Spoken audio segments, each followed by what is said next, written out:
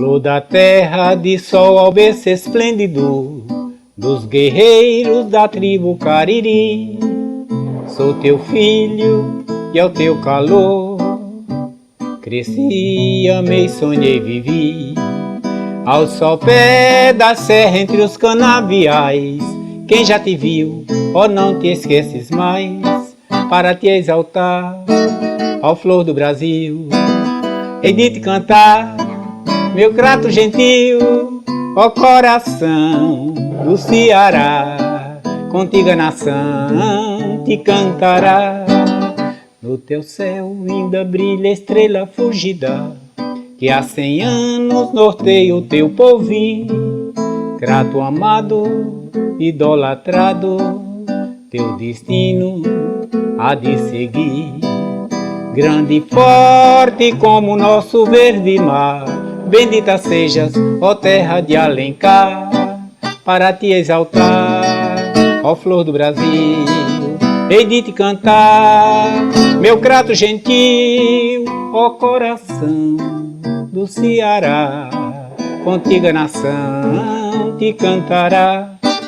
Esse hino foi feito antes da República. Então, quando foi implantada a República, tentaram fizeram outro hino, porque agora já seria outro rumo que a cidade ia tomar, né? E o país ia tomar. Só que o povo nunca aceitou.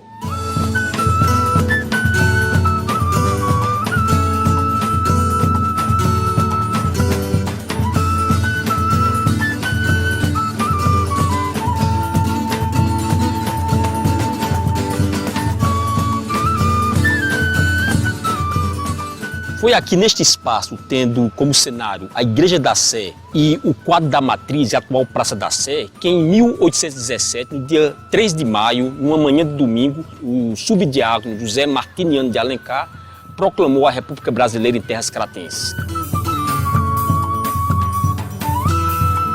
No momento ele leu um documento chamado Preciso de Mendonça, que era o ideário dos revolucionários pernambucanos, na chamada Revolução Pernambucana de 1817, que naquele momento então José Martiniano proclamava a população cratense a aderir àquele movimento revolucionário.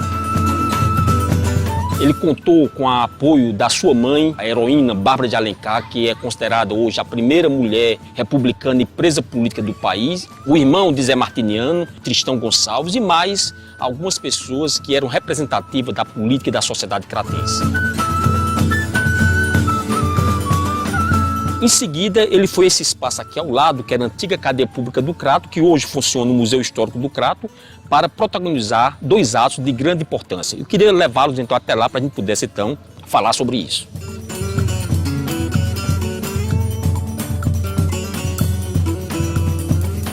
Após proclamar a República do Crato, o subdiácono José Martiniano se deslocou até a cadeia pública, esse espaço, e para demarcar essa sua atitude, após destruir o Pelourinho, que era o símbolo da autoridade portuguesa, naquele ano de 1817, ele então libertou os presos que estavam aqui na cadeia. Esse talvez seja assim, o primeiro momento assim, de pioneirismo da cidade. Da Confederação do Equador foi praticamente o primeiro movimento republicano brasileiro, não é? Um movimento que foi muito maior do que da Inconfidência Mineira, porque derrubou o governo no estado do Ceará, derrubou o governo em Pernambuco. Então é tudo uma história de pioneirismo grande, essa história do Crato, né? E essa é uma tônica importante da cidade do Crato.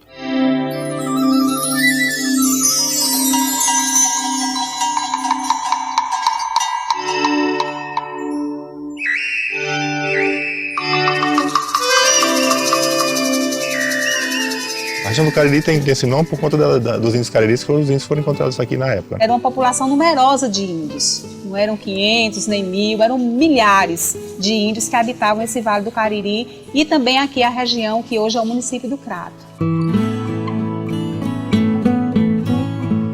O lugar onde foi instituído o aldeamento, né, a missão do Miranda, não era habitado pelos índios, porque era um lugar mitológico. Era o lugar onde habitava a cama da Mãe d'Água, do rio Batateira. Então era um ambiente de culto. Para se dominar o interior, teria primeiro que se dominar os índios, né?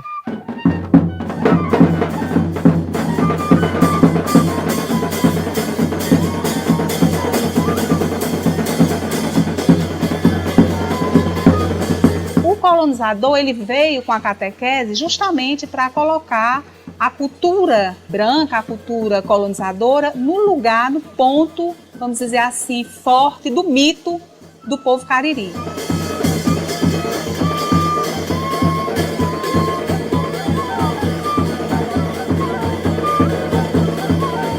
Meu pai era dos índios Cariri. Meu pai foi um dos fundadores quase daqui do Crato. Existiam índios cariris em todo o Nordeste, principalmente na Paraíba, no Pernambuco também, certo? E a política era a seguinte, era vir ou exterminar, ou catequizar, ou miscigenar, fazer uma mistura de raça para se perder a identidade, certo? Foi onde eu nasci, onde a minha família nasceu.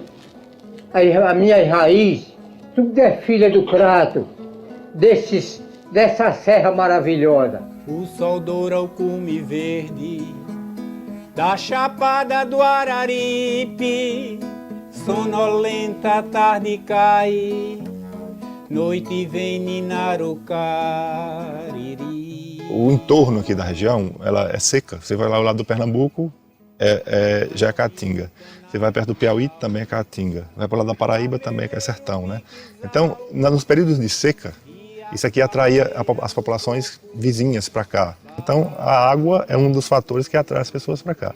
Os fazendeiros que vieram para cá, as primeiras fazendas de gado que vieram para cá, era um local apropriado para plantar cana-de-açúcar também, por causa dos baixios aqui, que eram úmidos. Uma cultura que era do litoral, que no caso a cana-de-açúcar, foi implantada aqui também, no interior, né? Borboleta, gavião, fecha a folha o maliçal, dorme em paz. O Crato foi a primeira comarca do interior, em 27 de junho de 1816, criada por Dom João VI. É uma comarca nobre e que tem no escudo do Crato os 4 Cs, que é Crato, cidade, cabeça de comarca. O beato Zé Lourenço, seguidor do Padre Cício, fez seu sonho coletivo com coragem e devoção. Tudo era de todos na fazenda Caldeirão.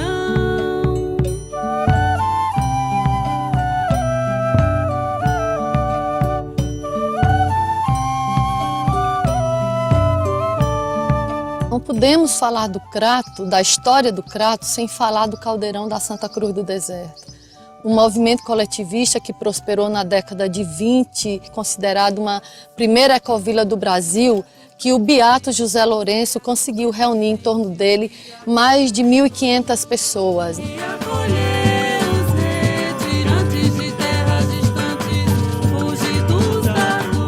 E aqui no Caldeirão, né, o beato construiu a igreja Santo Inácio de Loyola, onde ele reunia, né, as pessoas do Caldeirão e ele colocava, né, a questão do trabalho, a divisão do trabalho, né? Então isso era muito importante, né? Dizem até que o beato, num determinado momento, a casa dele era no alto e ele falava assim para as pessoas: vão para a igreja que eu estou chegando. Então, e ele, de repente, as pessoas chegavam e ele já estava lá na igreja, né? Então tem essa coisa mítica também, né? E que as pessoas falam que tinha um caminho subterrâneo onde o beato passava.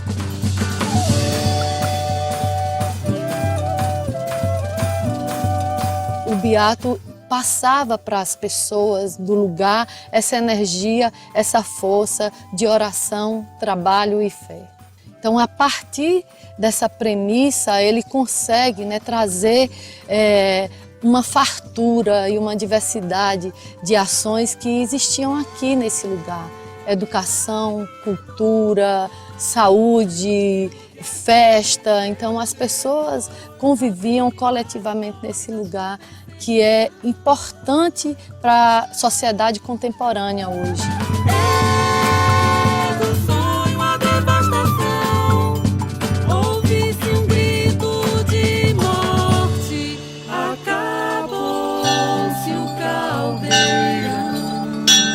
Na época não foi visto com bons olhos, Então houve a destruição. O exército veio, o governo na época destruiu o caldeirão, o sonho do Beato, e a partir disso o caldeirão hoje se torna esse espaço que na verdade é um ponto turístico hoje de pessoas que vêm visitar e conhecer essa história que deve ser propagada mundo afora.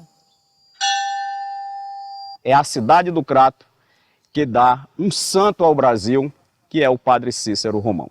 Meu Padre Cícero Romão, sou protetor do povo mundo inteiro, está no céu e vindo a santos bênçãos.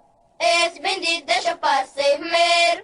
A gente tem que dar o mérito aqui pelo desenvolvimento da cidade à Igreja Católica, que ela foi uma grande impulsionadora do desenvolvimento do Crato. Foi quem trouxe os primeiros colégios para cá, foi quem fundou o seminário, foi quem construiu muita coisa que existe na cidade hoje.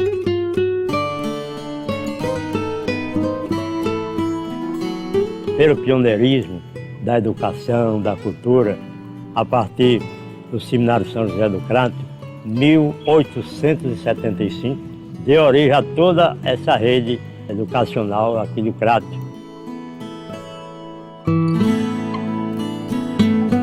Depois tivemos a criação da Diocese de Crato em 20 de outubro de 1914, portanto 100 anos este ano, criado pelo Papa Bento XV, que foi eleito o Papa em setembro e em outubro. Ele criou a primeira diocese do pontificado dele, que foi a do Crato, como também o primeiro bispo, Dom Quintino Rodrigues de Oliveira e Silva. Depois de tudo isso, tivemos os principais colégios, depois o Colégio Diocesano, Santa Teresa, veio o movimento das faculdades de Filosofia, Direito e Ciências Econômicas, e formou assim o tripé para a futura Universidade Regional do Cariri, a URCA, que foi criada em 1986 e instalada em 1987.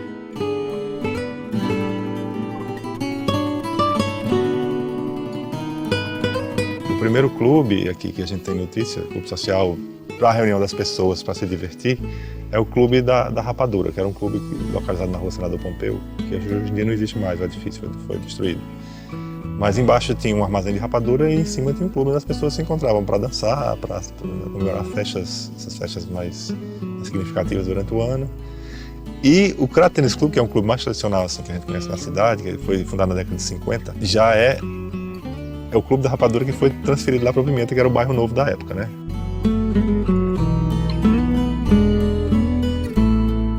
Era o clube da elite da cidade, então onde se reuniam, tinha as festejos de Natal, de Carnaval, de tudo quanto era festejo importante. E as festas de Miss que tinha naquela época também, que o pessoal fazia, eram comemoradas no Crato Tênis Clube.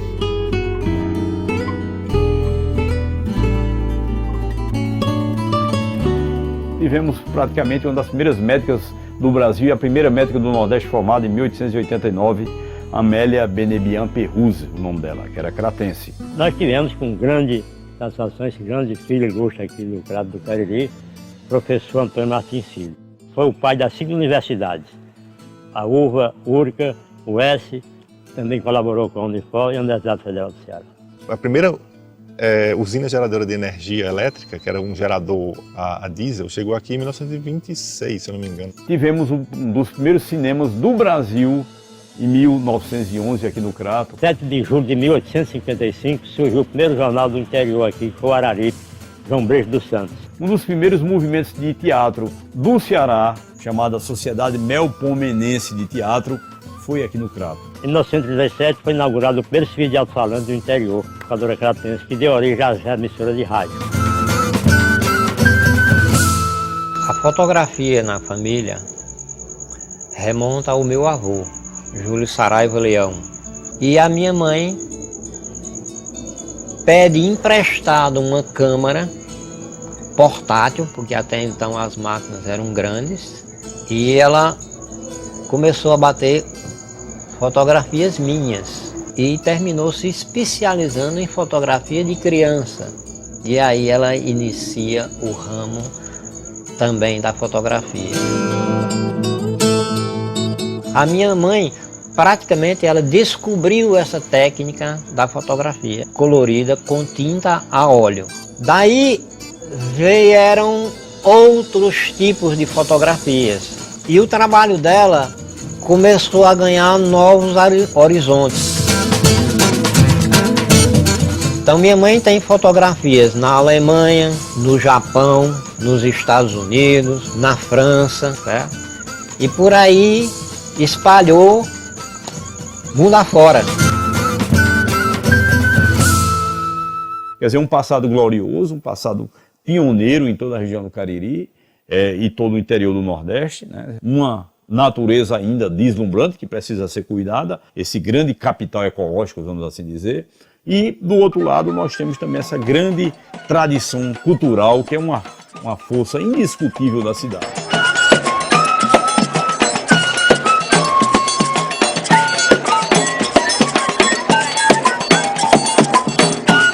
Crato é cultura.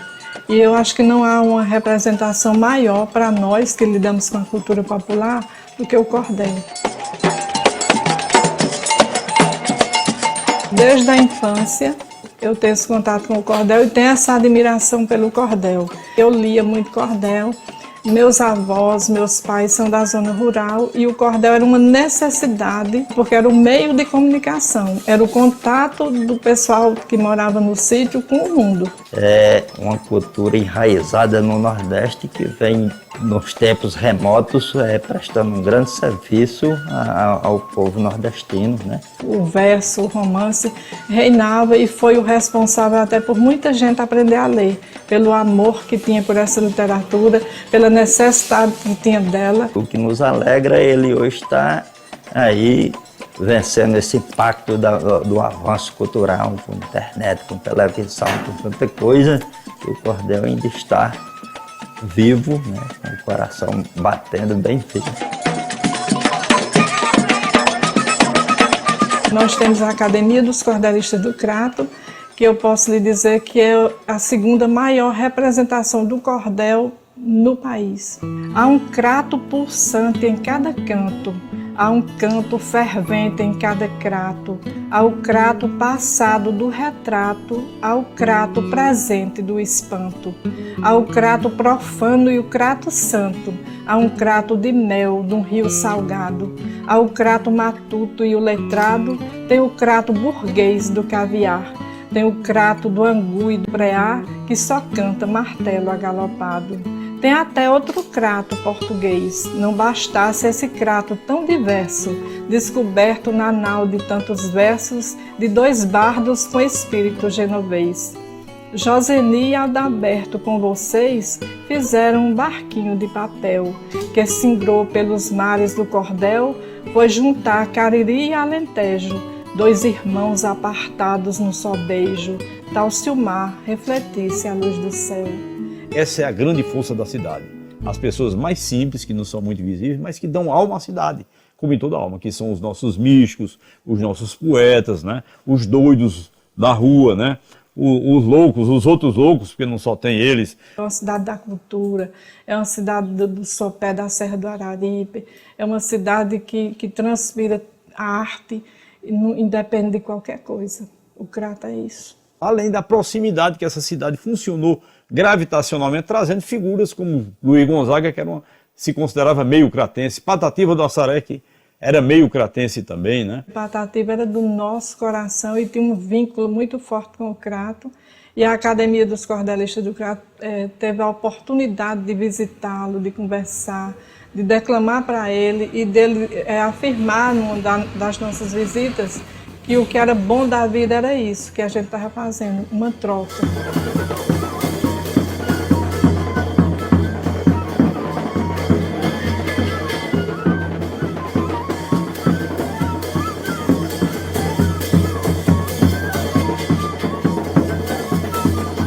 A banda Cabaçal Irmãos de Sete, que é uma banda internacional, já teve em Portugal, na França e na Espanha, descendente dos índios cariris, que é um patrimônio material para a nossa cidade, vindo daí outros grupos folclóricos, Reisado, Bandeiro Pau e tantas outras atrações que ainda hoje são assim preservadas para o conhecimento geral das novas gerações. Gente, o meu pai foi o fundador da banda.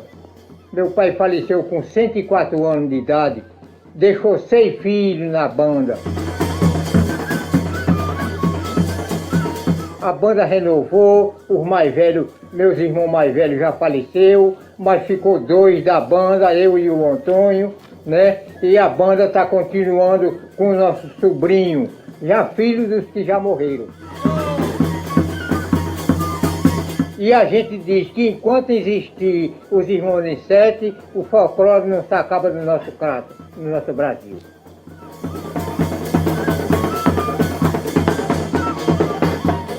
Eu vejo a coisa sempre como dinâmica. Eu não vejo aquela coisa parada, como cultura é uma coisa dinâmica, né? Então tem algumas pessoas que trabalham no eterno, tem algumas pessoas que trabalham com o efêmero, né? Estou dizendo que o efêmero não tem a sua... Não, vai para uma festa, você às vezes quer ouvir aquela música para dançar e tal.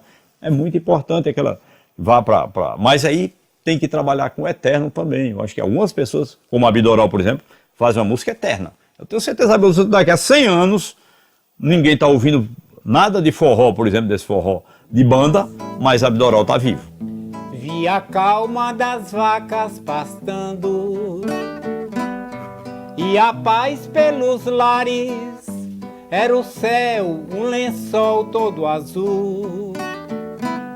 E eram longe os bares, eram doces as cantigas das moças, e eram puros os ares, eram puros os ares. Minha infância é o seguinte, eu morava no Crato nesse tempo, era uma cidade menor, então eu tive uma relação muito forte, sabe, com meio urbano, meio matuto, né, nesse sentido. E vivia muito com aquela atração constante pelas fontes que a Chapada do Araripe tem, e os rios, os banhos de rios, os açudes, a floresta, essa coisa. Vendo por berço, lago cristalino, fogo, peixe, a nadar todo inocente. Eu ouvi muito Orlando Silva, esse pessoal todo, Carlos Galhardo, Chico Alves, essas coisas. Medo, receio do povo inocente, pois e vi incauto do fatal destino. Mas também tinha um pé fincado aqui, né? Porque eu convivia de uma forma muito próxima dessa questão das tradições folclóricas. Se na ponta de um fio longo, fino, a isca vista ferra a inconsciente. Os cantadores de coco, do reizado, do maneiro pau. Ficando pobre peixe de repente preso ao anzol do pescador ladino. Tinha comigo também uma manifestação latente, sabe, em relação à natureza. O camponês também do nosso estado, ante a campanha eleitoral, coitado, aquele peixe tem a mesma sorte. Eu acho que é isso que na Semana de Arte Moderna chamamos de antropofagismo, né? Eu fui engolindo todas essas coisas e digerindo um produto que está envolvido todas essas tendências.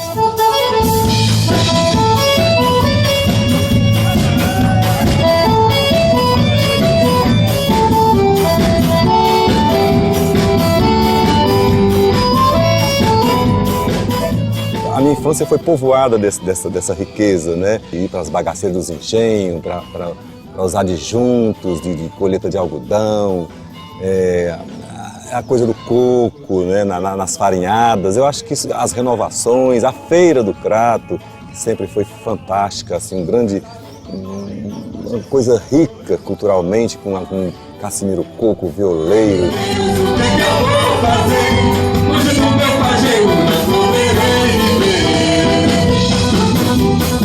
Por aqui passou muito Jackson do Pandeiro para cantar no auditório da Rádio Araripe. Quer dizer, tudo isso, né, dá essa contemporaneidade, essa coisa avançada no tempo, né? E por ter sido a cidade de referência, por exemplo, Luiz Gonzaga vinha para cá porque era aqui onde ele tinha possibilidade de veicular o trabalho dele, né? Em toda a região do Araripe. Onde você vê uma tradição cultural no folclore muito forte e pessoas que pensam no sentido da vanguarda também. Vendo o mundo dentro do contexto moderno, contemporâneo, onde a arte interfere no convívio das pessoas, né?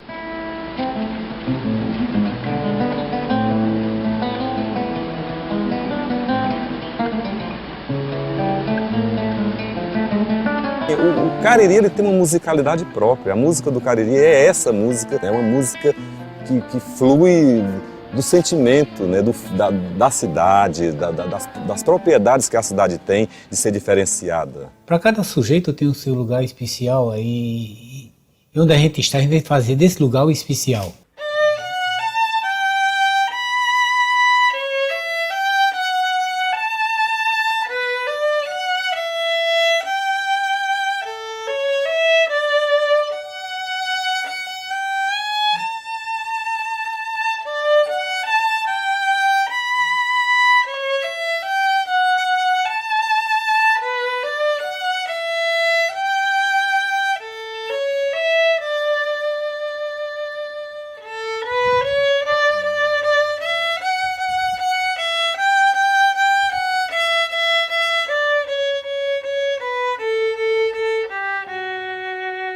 Dos alunos atualmente, tem deles que é do CDC, onde eles estão andando. Tem de São Paulo, Goiânia, Rio de Janeiro, da Bahia, Maceió, tem 3.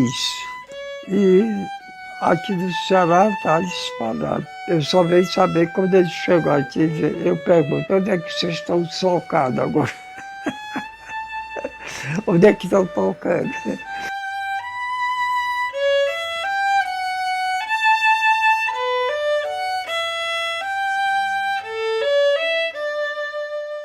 Muita emoção, dá muita emoção.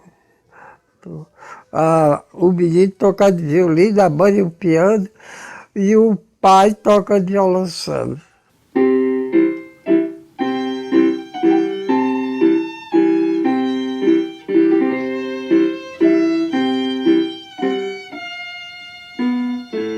Quando eu escolhi aqui, por 3 motivos.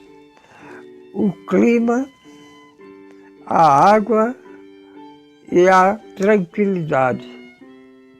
Eu encontrei as 3 coisas, onde eu ia querer mais?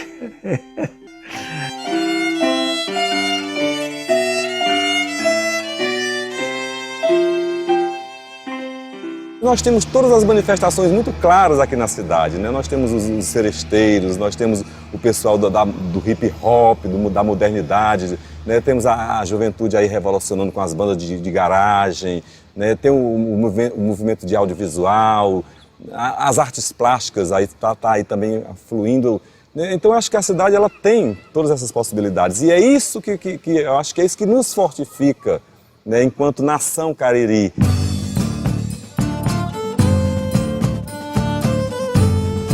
A gente está passando por dificuldades, o planeta está difícil, mas a gente está resistindo, acho que por isso mesmo, né? Por causa dessa floração, né, genuinamente nossa, né? Das nossas vontades de realizar, das nossas vontades de transformar, principalmente. Desenvolvimento, progresso, sempre a aspiração é nesse sentido, né? Em todos os aspectos educacionais, culturais, artísticos, musicais, então isso é que dá a sustentação de casa como capital da cultura.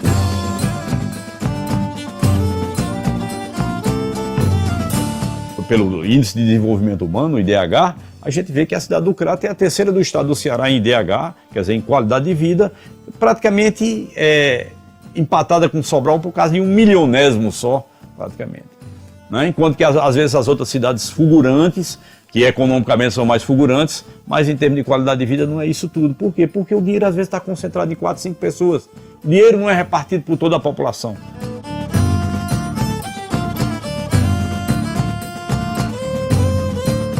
É uma cidade que apaixona a gente. Apesar de eu ser daqui, eu gosto de quando eu era criança, mas quem vem, quem é de fora, que vem morar aqui, fica encantado.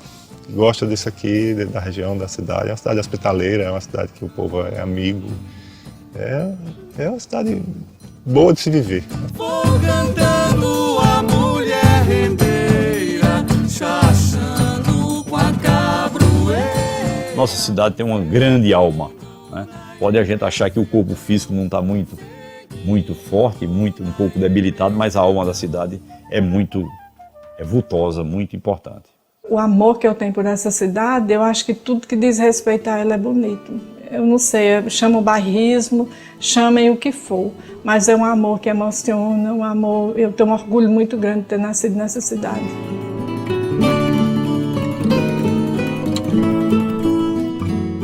me acho orgulhoso em morar, em ter nascido no Crato. Flor da terra, do sol ao berço esplêndido dos guerreiros da tribo Cariri.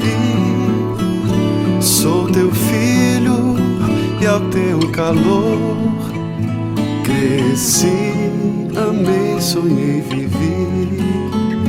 Ao sopé da serra entre canaviais, quem já te viu, oh, não te esquece mais, pra te exaltar, ó flor do Brasil. Hei de te cantar, meu Crato gentil, ó coração do Ceará. Comigo a nação te cantará, ó coração do Ceará. Comigo a nação te cantará. No teu céu linda brilha a estrela fúlgida, que há 100 anos notei ao teu porvir. Crato amado, idolatrado, teu destino has de seguir. Grande e forte como o nosso verde mar, bendita sejas, ó terra de Alencar, pra te exaltar, ó flor do Brasil. Hei de te cantar, meu Crato gentil, ó coração do céu.